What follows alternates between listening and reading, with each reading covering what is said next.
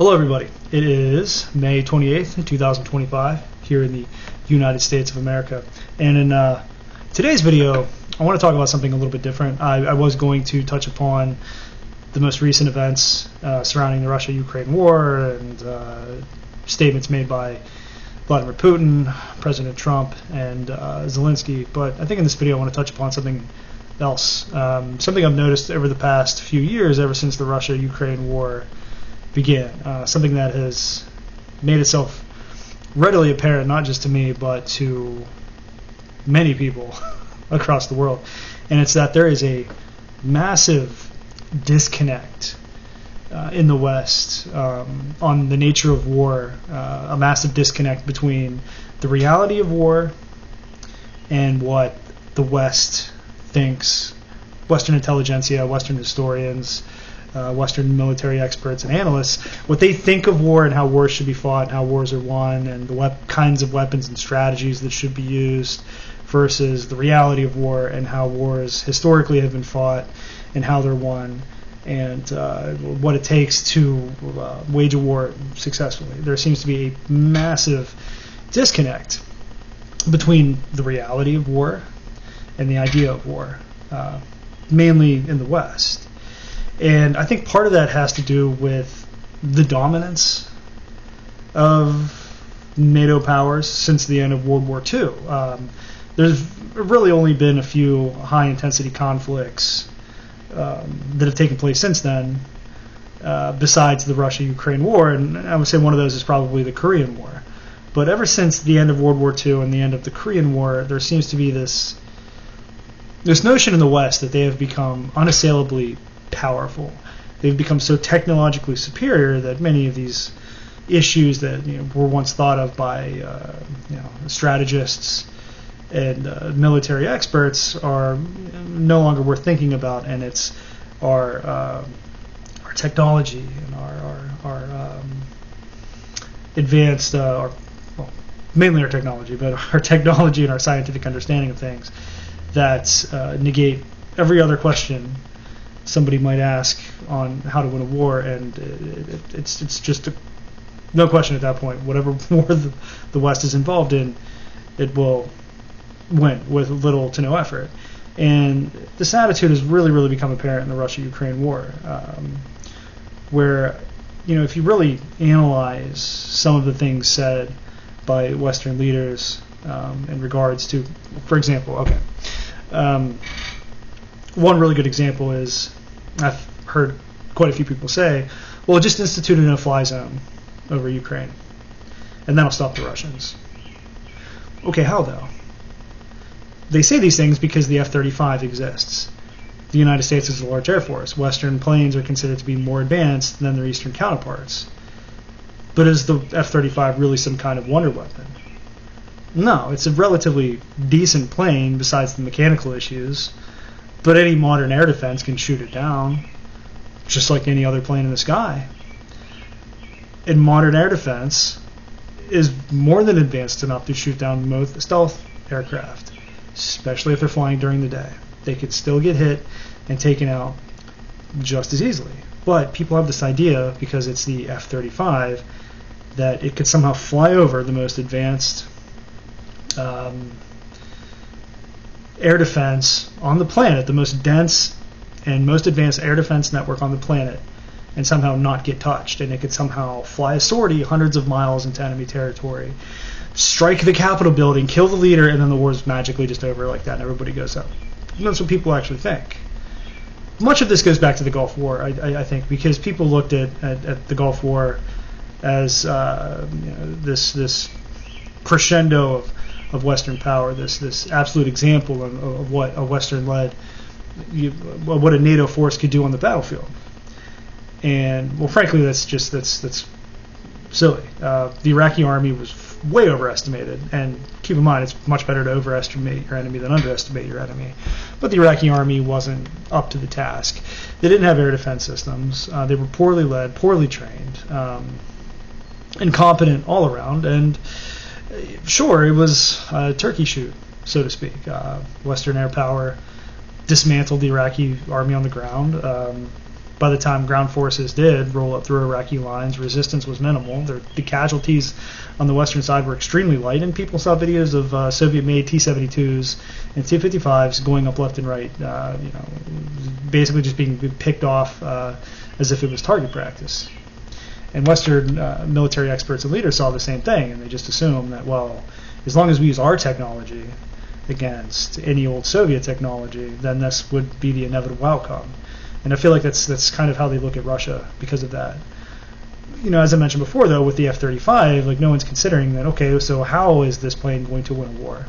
It's like with the F-16s. When the F-16s get introduced into the battlefield, people assume, well, the F-16 is just going to sweep in, Ukraine's magically going to have air superiority, and then the Russians are going to just turn tail and run home.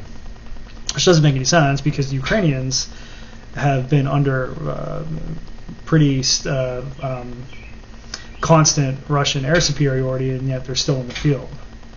Despite the fact that they can't really get planes in the air, they're still able to defend much of their territory, even though they're falling back. They're still putting up a fight. Like, they haven't crumbled and ran home yet. So why would that apply to the Russians? That doesn't make any sense. Another thing, too, is Western tanks, like the Leopard, the Abrams, the Leclerc. Those tanks are individually good pieces of machinery, very well built, reliable, and advanced, and the armor's fairly decent. But when you put something like that into a high-intensity conflict, how much does that matter? Okay, people talk about how good the Leopard 2 is. Well, Germany doesn't have that many of them, and they don't produce that many of them. So say Germany gets into a high-intensity conflict with a country that has 5,000 upgraded T-72s versus their 300 to 400 Leopard 2s. And the country that has all the T-72s can keep making more of them, and Germany can only spit out a handful of Leopard 2s. Who wins that conflict? So when the Leopard 2 got introduced into Ukraine, people assumed that this thing was going to lead armored spearheads over Russian trenches and send the Russians running for their lives. Again, that's not what happened, though, because it's just a tank. A military is not just one weapon. It's a bunch of different weapons working in unison to achieve a goal. You have fighter aircraft, you have bombers, you have drones, you have tanks, you have APCs, you have assault units, you have snipers, you have artillery units, you have mobile artillery, you got multiple launch rocket systems, and all these things need to work in unison to win a battle. I mean, if you take a Leopard 2 and you compare it to like a somewhat modernized T-72, okay, well then shot for shot, who wins that fight? Everyone's going to assume the Leopard 2. Okay, maybe. Probably.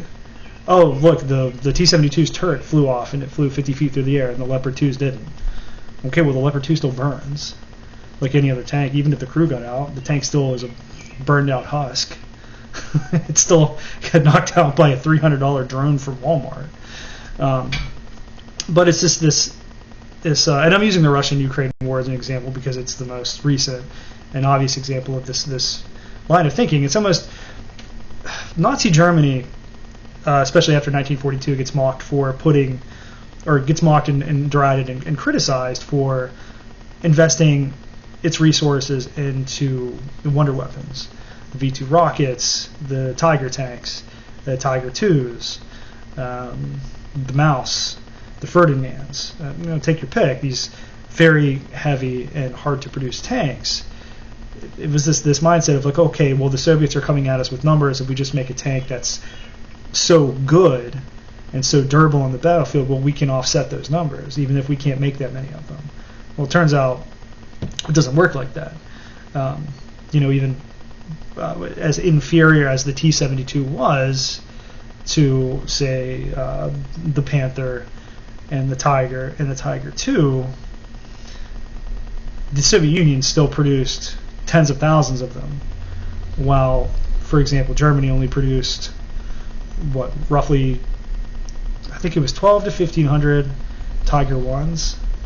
And yes, sure, like one Tiger 1 could take out 5 or 6 T-34s pretty easily. But then it's artillery round to land on top of it, knock it out. Or it would be flanked by other T-34s and knocked out. So we used to have this notion in the West that quality isn't exactly what wins you a war. It's how easily you can produce things. How many weapon systems can you produce that are relatively inexpensive? How easy can people be trained on them? How quickly can you get them to the field? How often do they break down? We have become so obsessed with our own supposed technological superiority that we've forgot all these lessons. To where now, if any Western country, maybe outside of the United States, were to get into a high-intensity conflict, their militaries would be completely depleted within a matter of weeks. People have lost this understanding that armor burns quickly in high-intensity conflicts. People mock Russia and make fun of Russia for how many tanks that it's lost. Russia has lost about, I'd say, the standard amount of tanks that any country is going to lose in this kind of high-intensity conflict, where there's anti-tank systems everywhere, ATGM rockets, being fired left and right. There's drones, strike aircraft, anti-tank mines, and what have you. There's a reason why throughout World War II, the Soviet Union and the United States focused on the Sherman and the T-34 because they were relatively inexpensive. If you lost one, it wasn't that big of a deal. They were fairly easy to fix and fairly easy to maintain, and fairly easy for conscripts to learn how to use because they knew they would lose a lot of them. And it made more sense over a longer period of time to produce something, or to stick with a tank that was easily mass-produced over something that took a lot of man-hours to build and man-hours to get somebody well-trained on. One of the biggest problems with the Panther, and I'm getting this from the Chieftain's channel, it seems, the tank, although good on paper, was very hard to train a conscript crew how to use effectively. Whereas you could throw some farm kid into a Sherman, and he could just kind of intuitively pick up how to drive the thing if he's driven tractors and cars and whatnot. But the Panther 1, not so much. It was a delicate piece of machinery. If you shifted it the wrong way too many times, you'd rip out the drivetrain. Now, if you did it right, it worked wonderfully. But if you had a poorly trained crew driving this thing, you weren't going to be able to get as many rounds off a minute as you theoretically could because of the way the loader was positioned inside the turret, and also there was a pretty big risk of ripping off the drivetrain because of not shifting properly. We used to understand this intuitively, and now we have become obsessed with technology and wonder weapons. It's like when the ATACMS missiles went over to Ukraine. Oh, just give them the ATACMS, and they'll blow up all the Russian oil refineries, ruin the Russian economy, and then the Russian army would just flee. If you have a weapon on the field that is not producing mass casualties, that can do nothing but maybe take out a refinery here, a refinery here, a weapons depot here, but overall isn't taking entire battalions off the field, isn't causing entire formations to flee, isn't creating giant holes in lines of defense for armored spearheads to break through, then how's it supposed to win a war? The tweet that I saw that specifically, or the specific tweet that inspired me to make this video was one from I think a British military historian, where he was talking about the canceled. It's a light tank, the U.S. military, the Booker. Is it the T-80 Booker? I have to look that up real quick. Excuse me. I don't want to get it wrong. But it was a light, medium tank. I'm pretty sure the thing still weighed close to 50 tons, which is still heavier than a T-90, I believe. Anyways, this project was canceled. Sorry, it's the M10 Booker. The project was canceled. The U.S. Army decided they did not want the tank anymore because it serves no real purpose. They can't really fit it into the U.S. Army doctrine anywhere. And it's basically a lightly armored, overly heavy light tank with a big gun, but it can't really take much punishment. And it's also very expensive and much heavier than it probably should be. And this one British historian, I forget the gentleman's name exactly, said, well, I forget what company, hold on. It was, General Dynamics made it. Well, General Dynamics should just send their 80 M10 Bookers over to Ukraine. It would make a big difference. Well, how? I mean, are they going to be all concentrated in one area for a large armored thrust somewhere? I mean, you'd have to put cope cages on the things because of the drones. Would General Dynamics actually want to send this into the field just to watch them all get smoked left and right when it's probably still trying to find a buyer for them? No. But again, it comes down to this idea: if we just send the most advanced weapons system we have, if we just put this one specific fighter aircraft into the sky, if we just send this one specific tank into the field, if we could just institute a no-fly zone, if we could just give the Ukrainians this one specific kind of missile, then they'll win the war, and the Russians will somehow just flee back to Moscow. No. Wars are slogging matches, especially large wars of attrition like this. I mean, the entire way this war is being fought from the Russian perspective was to drag the Ukrainians into a war of attrition. The Russians have a much larger population and a much larger industrial base and can, as of right now, outlast Western countries as far as weapons and ammunition production, and they know that. The entire point is to grind Ukrainians down to the point where massive breakthroughs finally happen and the Ukrainian army loses the will to fight out of sheer attrition. That's the Russian strategy.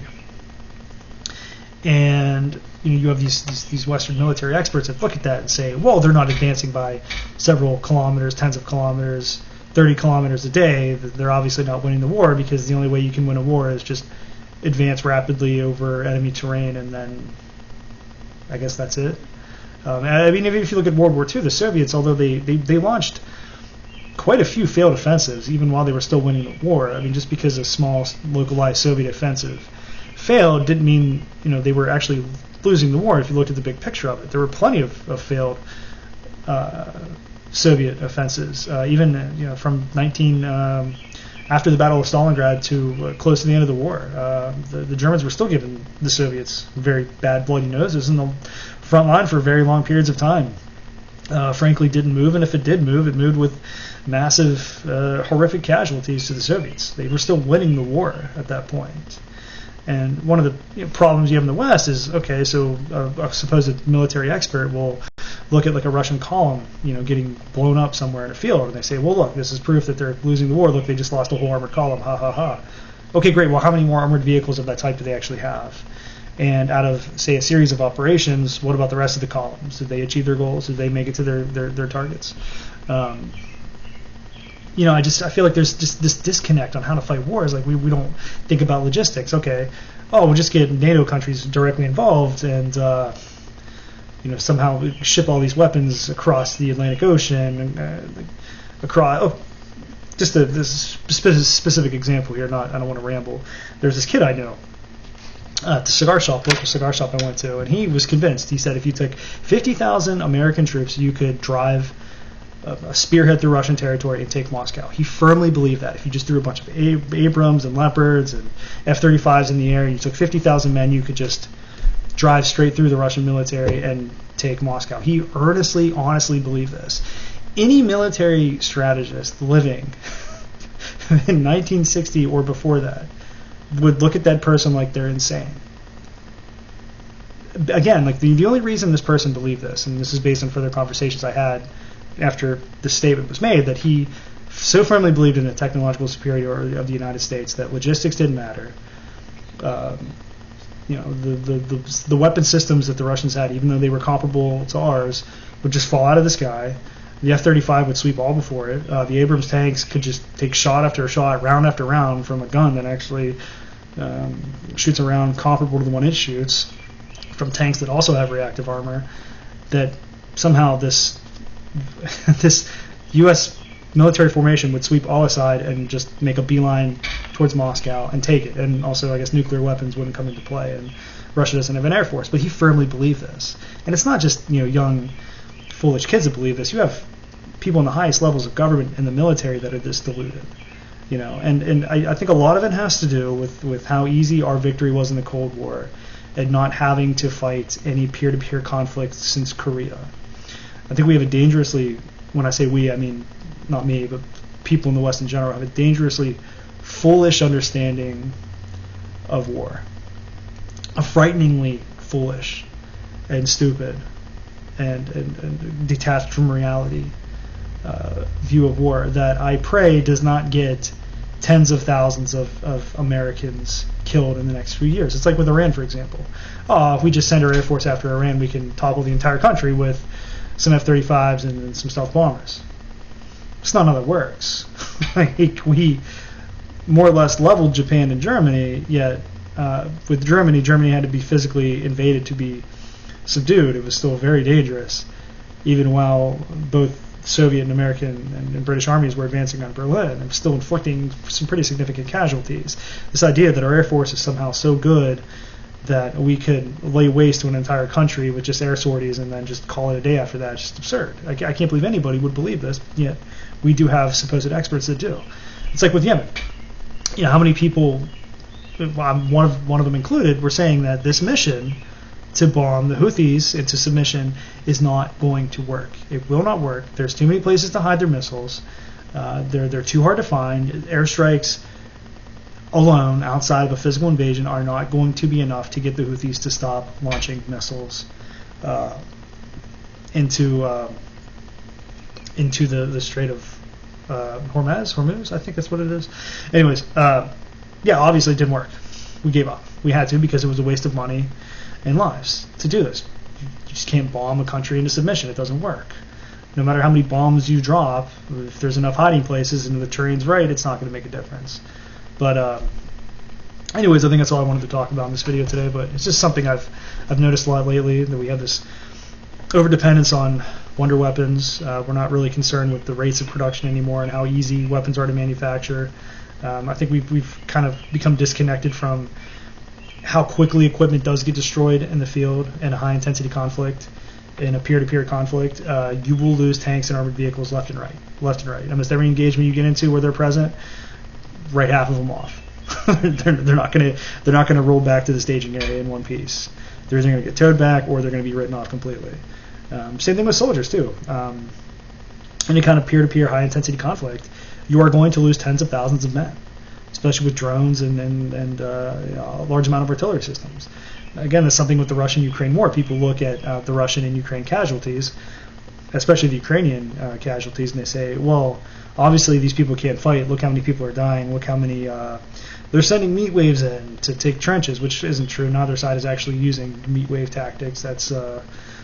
no military with this much experience on either side is going to use those kinds of tactics. They're going to use sensible small unit tactics where the soldiers utilize some pretty common close quarters combat techniques and close coordination with artillery and like drones and other armored vehicles. That's what both sides tend to do, but even so, they still rack up large amounts of casualties.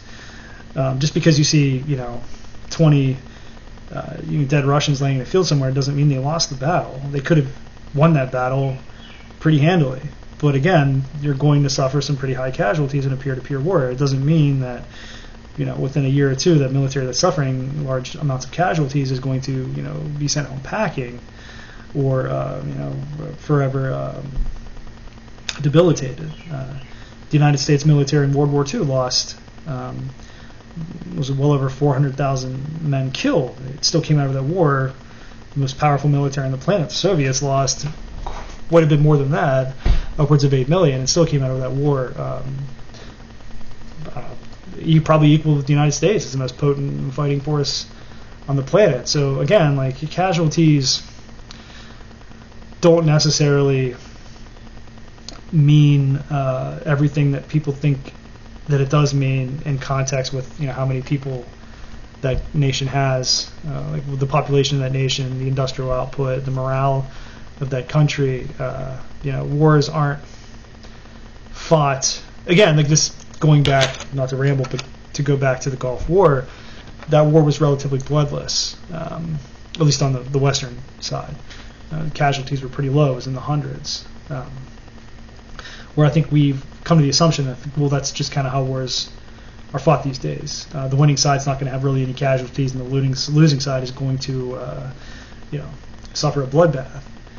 Well, if you look at the Russia-Ukraine war, which Russia is clearly winning, the casualties on the Ukraine side are in the hundreds of thousands at this point.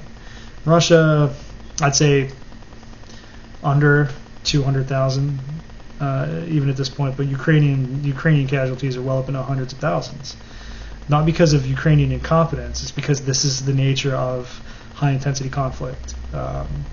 When one side is at a slight disadvantage, this is the nature of that conflict. This is what it's going to look like. It's going to be horrific. It's going to be brutal. Equipment is going to be lost left and right. Men are going to be lost left and right. That's just how war is. And I think people in the West, politicians, analysts, and supposed experts have lost sight of that, which is why I think they're so gung-ho about getting involved in a large-scale war. Again, because they are too confident in Western nations' abilities to win a one-sided conflict where they really don't have to get their hands dirty or suffer anything close to debilitating casualties. But anyway, that's all I want to talk about. Done. I'll be back Saturday with another video, and I hope everyone out there has a great day.